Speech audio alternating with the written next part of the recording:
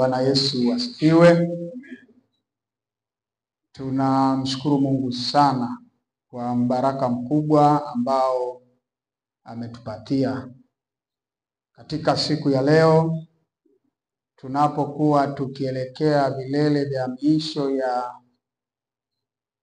juma letu hili la uwakili.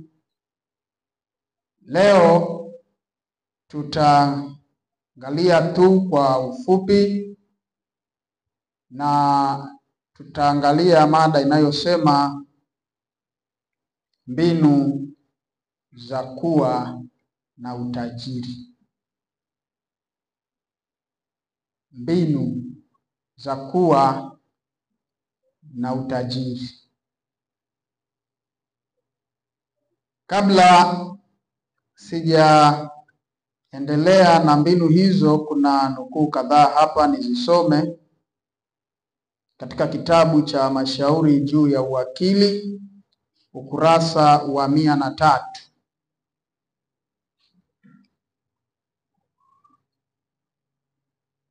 Anasema, wafuasi wa Kristo wasidharau utajiri. Bwana Yesu asifiwe. Sasa utajiri ni kama unavyoelewa, kumiliki rasilimali mbalimbali zikiwemo vitu, rasilimali vitu na rasilimali fedha. Na hutamiliki watu, ila utakuwa baraka kwa watu. Bwana Yesu asifiwe.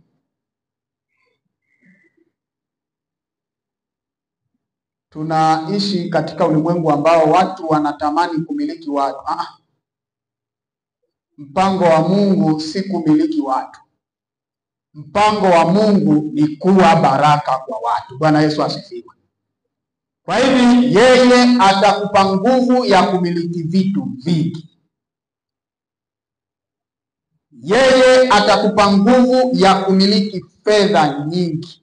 Biblia inasema wafuasi wa Kristo wasidharau utajiri, waone kuwa ni talanta iliyotolewa na Bwana kwa kutumia karama za Mungu kwa hekima, watafaidika milele.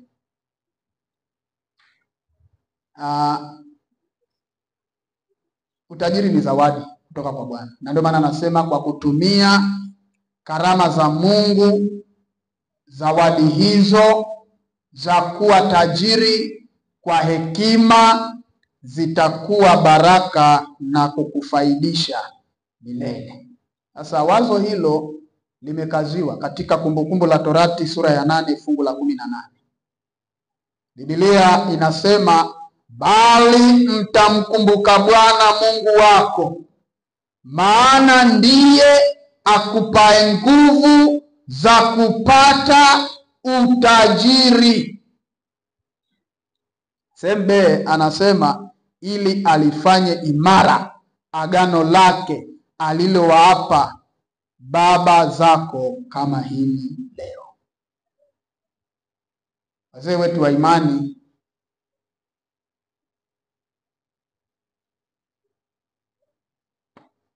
kiwemo Ibrahimu alikuwa tajiri,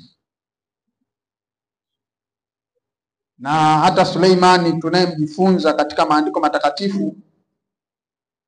Wanazuoni wa maandiko wamefanya utafiti na kugundua ya kwamba alikuwa na mali nyingi, na Biblia inakazia wazi ya kwamba hakuna aliyekuwa tajiri kama Suleimani, na hakuna ambaye ni tajiri kama Suleimani, na hakuna katika ulimwengu ujao, amini katika dunia hii tunavyoendelea kuelekea mwisho, atakaye kuwa tajiri kama Suleimani. Anatajwa mali alizokuwa nazo. Nataka niwatie moyo washiriki wenzangu ya kwamba utajiri si dhambi. Dhambi ni namna utakavyotumia zawadi ya utajiri, baraka za vitu, baraka za fedha, baraka za mali nyingi ambazo Mungu amekupatia. Sasa ziko kanuni kadhaa ambazo natamani tuziangalie kwa muda huu mfupi. Ya kwanza, mjue Mungu. Bwana Yesu asifiwe. Mjue Mungu. Na hapa katika kumjua Mungu ni papana sana. Mjue Mungu ya kwamba yeye ndiye mpaji, mruzuku, mlinzi, mwezeshaji, akiwa pamoja na wewe amekusudia kukupatia utajiri. Biblia inasema Mungu yuko kila mahali wakati wote. Yeye ni omnipresent. Yupo kila mahali wakati wote. Aliye na Kristo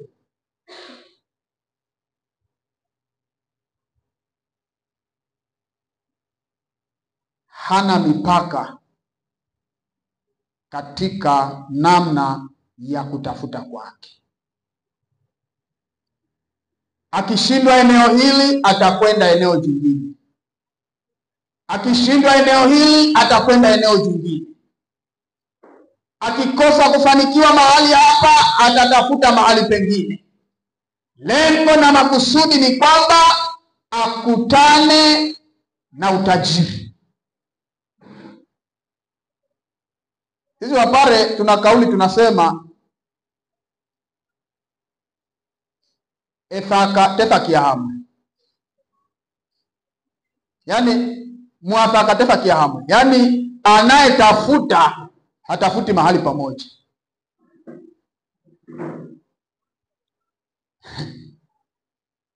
Using'ang'ane kuwa unatafuta tu eneo hilo moja. Na ndio maana huku tumekuja kwa ajili ya utafutaji. Tuko makabila mbalimbali. Ni nini? Kwa sababu Mungu amekusudia kutupatia utajiri. Na hivyo jipanue, maana Mungu wetu ni Mungu asiye na mipaka.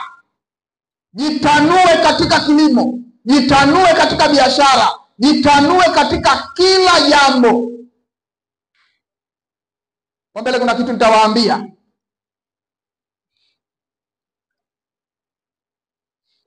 Usijiwekee mipaka, usijiwekee limit ya kwamba mimi ni mfanyakazi tu, siwezi kuwa mfanya biashara. Mimi ni mfanya biashara tu, siwezi kuwa mfugaji.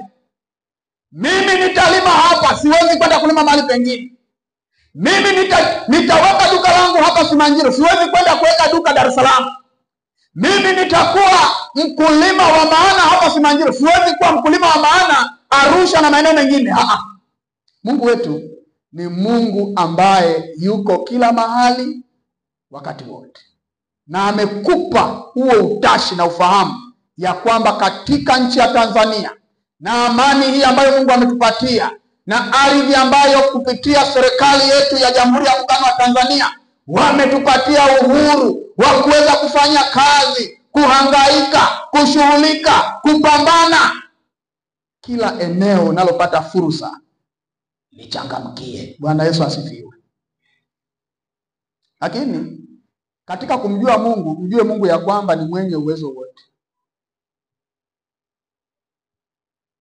Usijiweke viwango vya chini. Bwana Yesu asifiwe. Usijiweke viwango vya chini.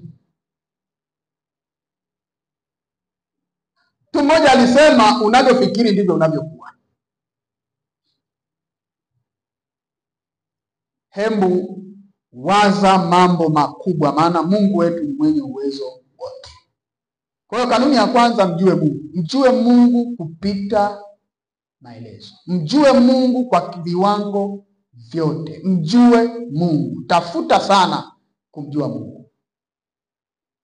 Yaani wewe kama kuna zoezi kubwa ambalo unamwomba Mungu akusaidie Mwambie Bwana, nisaidie kukujua. Jambo la pili, matumizi yasizidi kipato. Na hapa ninawatia moyo akina mama, maana kusema kweli, ili maendeleo yawe makubwa katika familia, hata Waswahili wamesema kuna nguvu ya mwanamke nyuma. Kiona mafanikio ya mwanaume, iko nguvu ya mwanamke hapo nyuma. Ikiwa wewe mama hutataka kupitwa na fashion, jipange kuwa masikini katika familia yako. Kimetoka kitenge hiki, baba fulani, ninataka kile kitenge. Imetoka nguo hii, baba fulani, nataka ile nguo, bila kujua ya kwamba fashion hazitaisha mpaka Yesu atakaporudi.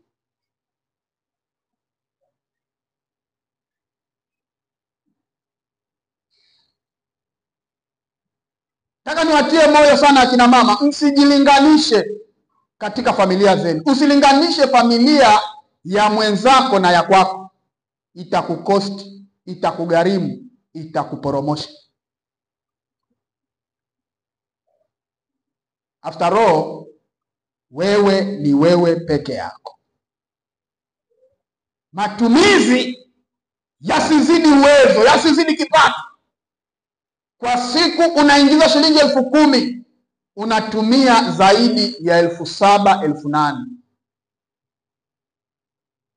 Maendeleo yatakuwa magumu, maana uwezo wa kuweka akiba ni mdogo. Utafiti unadai ya kwamba kipato unachoingiza, nusu ya kipato hicho kiwe ni akiba. Nusu iliyobaki ndipo upambane na mtaji huo, upambane na uwekezaji huo, upambane na kila aina ya matumizi, lakini nusu nzima iwe ni akiba. Nusu nzima iwe ni akiba. Na wengi wameenda mbali zaidi kutokana na kwamba wanafahamu ya kwamba matumizi ni mengi. Wanajitahidi kwa hali na mali matumizi hayo yatoke katika nguvu kazi ya ardhini, baraka za ardhini, na zile za fedha zikatengeneze mipango mingine mikubwa. Kwa mfano, ukiwa unaishi maeneo ya mashambani, huna sababu ya kununua chakula. Lima, kuwa na chakula kingi ndani. Fedha utakazozipata, maana maeneo ya kilimo fedha ni za msimu, fedha zile zinatengenezea vitu vingine. Si lazima eti kwa sababu jirani anakula nyama, baada ya siku 2 anapika pilau, pie, harufu zinanukia, basi na mimi kwangu ni nyama na pilau. Uwezo wa mwenzako sio uwezo wako. Mfumo wa mwenzio wa kuishi sio wa kwako. After all, hata njia yake ya namna ya kupata sio ya kwako. Tafuta waliofanikiwa, walikuwa na matumizi madogo zaidi kuliko kipato. Kitabu hiki cha Machorujo ya Akili kinakazia kitu fulani hapa ambacho ni cha pekee. Jinsi mali inavyotumiwa vibaya, vipato vinavyotumiwa vibaya, rasilimali fedha zinazotumiwa vibaya. Ni wingi wa kiasi gani wa mali ya Mungu inayotumiwa kununua tumbako, pombe na vileo. Mungu amekataza vitu hivi visitumiwe. Tena anasema vitu hivi vitakufanya uwe fukara na maskini. Matumizi mabovu, matumizi yasiyo na tija, matumizi ambayo sio ya lazima. Nataka nikutie moyo kwa Tanzania hii. Watanzania wengi tunakula nafaka, wala asikuchanganye mtu kwa nyumba yake ya mapishi. Eti asubuhi amekunywa uji, mchana amekula ugali, jioni amekula wali. Niambie, amekula mlo katika sayansi ya mlo amekula wanga siku nzima. Yeye anabadilisha tu ladha ya ulimi, ya kwamba alitoka kwenye ugali akaja kwenye wali, lakini vyote ni wanga. Sasa anakutisha nini? Ili uhisi ya kwamba mwenzako ana wali, mwenzako ana pilau, mwenzako ana ugali. Vyote ni yani vitu kimoja.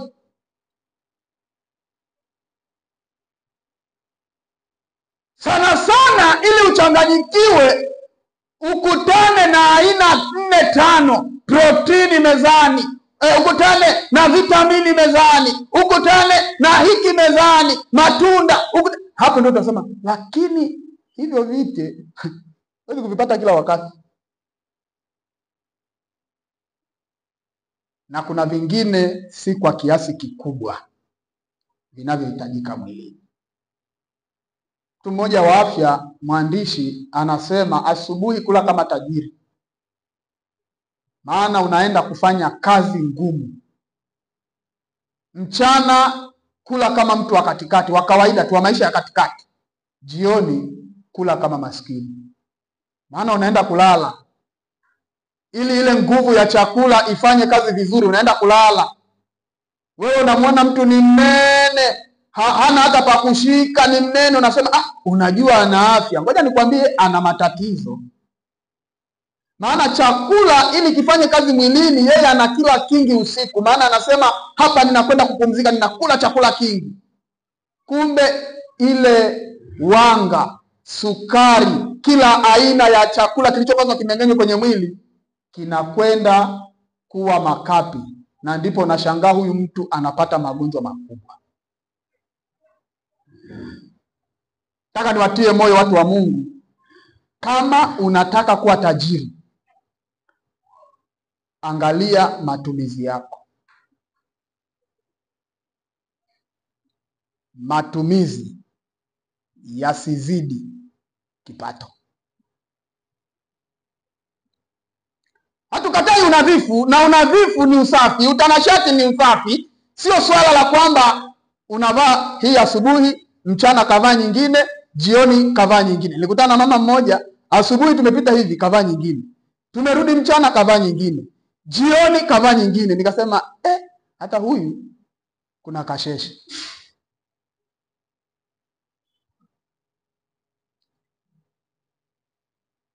Jambo la tatu, kuwa na plani B. Nataka niwatie moyo watu wa Mungu, wenye mafanikio hawana plani A, active program, wana brain program, plani B. Na ndio niliyosema pale mwanzo ya kwamba mimi ni mchungaji, sijakatazwa kulima. After all, mchungaji sasa hivi ambaye hana pesa ndiye anapata tabu haije kutokea, maana washiriki walishagoma kuleta zaka na sadaka, na wengine washatengeneza hoja mbalimbali juu ya matumizi ya zaka na sadaka. Kwa hiyo ukiwa mchungaji maskini, nataka nikwambie wewe unaomba tu Yesu arudi haraka. Wewe tafuta wale wanaomba Yesu arudi haraka, tafuta maisha yao kidogo yana changamoto.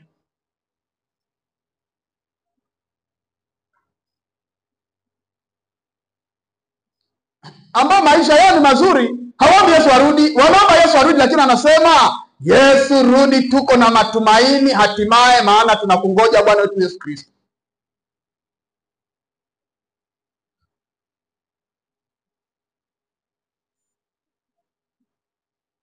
Kuwa na plani B. Ni mwalimu professional kabisa, unafundisha shule, hujakatazwa kushika jembe kwenda kulima, sio ushamba. Fedha yako inabaki inafanya mambo mengine, chakula chote kinatoka shambani.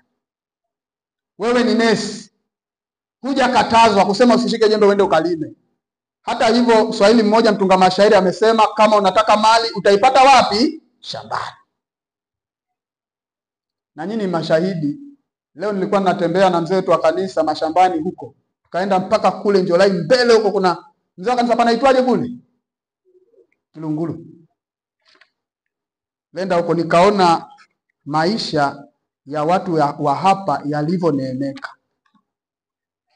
Nataka niwatie moyo. Kama wewe ni Mwadventista wa Sabato huko hapa na huna hata heka moja ya maharage, msimu huu unapita, hebu nenda kafikiri mara mbili ya kwamba dishi lako liko site ipi. Nirudie. Kama wewe ni Mwadventista wa Sabato na uko hapa na huna hata heka moja, na ni baba wa familia, kichwa kikubwa kimetulia hapo ndani ya familia, na mama yako na mkeo mko hapa, katafakarini ya kwamba dishi iko site ipi. Najua nimeenda kule nikakuta mche mmoja wa maharage. Nilikuwa mzee pale tunakagua. Mimi nilifanya utafiti nikawa ninakagua mche mmoja umebeba vile vimfuko vile vinavyoka maharage 30. Mzee Zungu. 30 imebeba kwenye na ni punje moja ya maharage. Ni pale nikasema tena mzee akaniambia kitu, akasema Mungu ni wa ajabu. Punje moja ya maharage, ile mti yake ile, mfuko mmoja ile 30 vile vifuko vya vinavyobeba maharage 30 ndani ya punje hii moja ya maharage. Na huyo mtu tulifika kwa mtu mmoja amelima heka 40. Nikasema wai, nikatafakari na kule kwetu tunavyolima, nikasema kule tunalima bustani ya mboga mboga. Yaani unakuta mtu amekoma, amelima tangawizi heka, amelima magunia 10 20. Nilipokuja huku nikagundua kule nyumbani tunalima bustani za mchicha.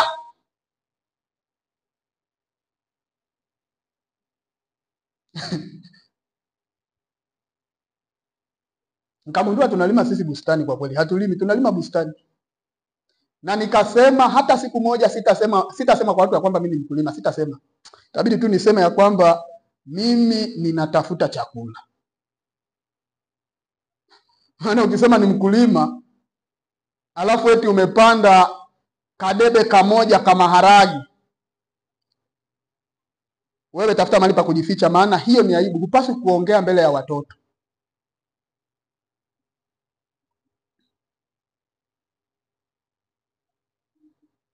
Kuwa na plani B. Bwana Yesu asifiwe. Kuwa na plani B. Na wote hapa tunazo plani B, wote tunazo plani B hapa. Na uwezo wa kuwa nazo nyingi zaidi ya hizo tulizonazo upo. Jambo la 4, kuwa karibu na waliofanikiwa kupata maarifa kwa hekima kubwa. Hapa sisemi uwe chawa wa mtu. Wewe tafuta tu maarifa kwake. Unajua nimekuja kugundua kwa nini matajiri wanakaa mbali na watu ambao yani watu wenye viwango fulani vya maisha wanakaa mbali na watu wenye viwango vya chini vya maisha. Nimekuja kugundua kitu kimoja. Wanaogopa kuambukizwa fikra za kimaskini. Wana hofu. Maana wakija kwangu mimi nitawaambia haliwezekani, wakati yeye hilo ambalo nasema haliwezekani yeye kwake lilishawezekana muda mrefu.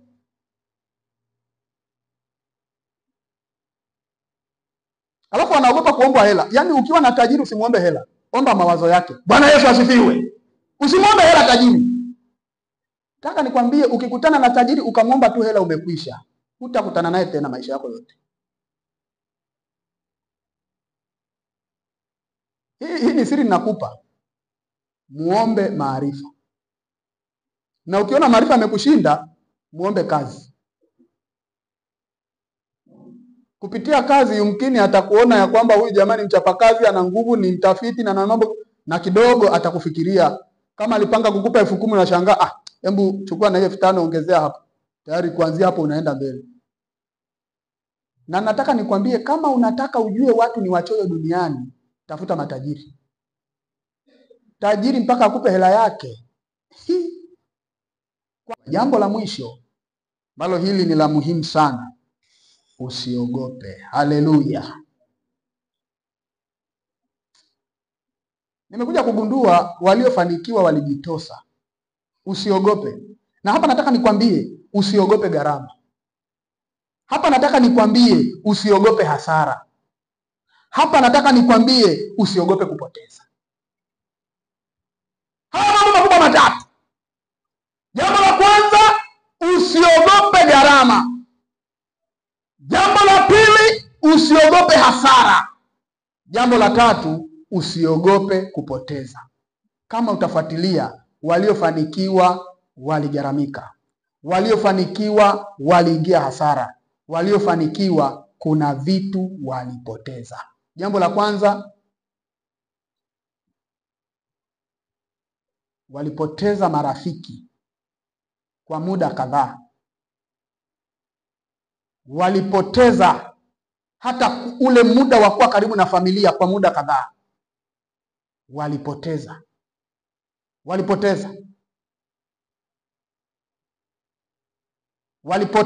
mambo mengi. Hasara walizozipitia bila kukata tamaa, lengo lake ni kufika. Hatimaye walifanikiwa. Nataka nikutie moyo, usiogope. Usiogope. Usiishi kwa uoga. Usiweke matumaini yako kwa mwanadamu. Weka matumaini yako kwa Mungu, alafu usiogope. Neno hili usiogope, wanazuoni wa maandiko wanasema limesemwa katika Biblia mara 365. Nikapiga mahesabu ya kwamba katika mwaka tuna siku 365. Maana yake ni nini? Maana yake ni kwamba neno usiogope, Mungu amekusudia liendelee kuwa bubujiko, nguvu yako ya kuweza kupambana na kushinda na kuamini Bwana yuko pamoja na wewe kila iitwapo leo, kila siku. Neno usiogope Mungu amekupatia. Usiogope kukutana na watu waliofanikiwa na kuzungumza nao. Usijione wewe ni duni. Usiogope kuingia mahali pasikoingilika.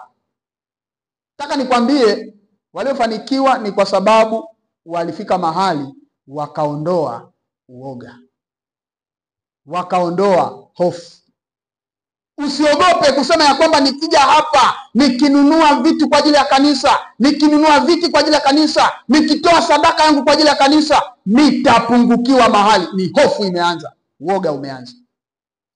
Na maandiko matakatifu yanasema miongoni mwa watu ambao hawataurithi uzima wa milele ni pamoja na waoga. Biblia inasema na waoga. Nataka niwatie moyo watu wa Mungu. Uaminifu kitu kinachoathiri uwakili wetu wa uaminifu leo ni uoga. Hakuna kitu kingine. Hofu ya kesho. Hofu ya siku za usoni. Hofu ya kwamba kesho hii bajeti nimeivuruga, itakuwaje? Hofu. Na tulio na hofu, hatuna Mungu anayeweza ndani yetu. Walio na Mungu wanajua Mungu ataleta chakula kwa aina nyingi. Maana yeye njia zake si njia zetu. Mawazo yake si mawazo yetu. Walio na Mungu wanajua Mungu anazo nguvu nyingi. Atatumia tu nguvu zote anazoweza yeye. Atafanya muujiza. Hawana hofu, hawana uoga. Hawaogopi. Wakisikia mchango ndani ya kanisa, wanasema kwa nguvu za Bwana tutafanikiwa na tutashinda na mchango huu utakamilika. Na huyu ni kiongozi, yuko hapa mbele, anawatia watu moyo. Kwa nguvu za Bwana tutamaliza deni hili.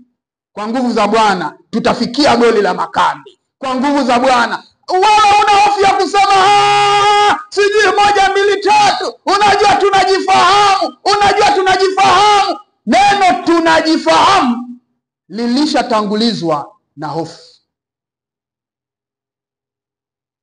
Sema tunaye Mungu muweza wa yote. Haleluya. Tunaye Mungu anayeweza yote. Sema hivi kwamba kwa kuwa tunaye Mungu anayeweza yote, goli hili tutalimaliza. Kwa kuwa tunaye Mungu anayeweza yote, mipango hii itatimia. Kwa kuwa tunaye Mungu anayeweza yote, mikakati hii itafika. Hebu kila mmoja aone Mungu anayeweza, na hatimaye kila mmoja afanye kitu fulani. Utashangaa mambo yanaenda. Nataka niwatie moyo, uwakili ni kutokuwa waoga. Wakili, ili wa wakili mwaminifu, acha kuwa muoga. Acha kuwa muoga.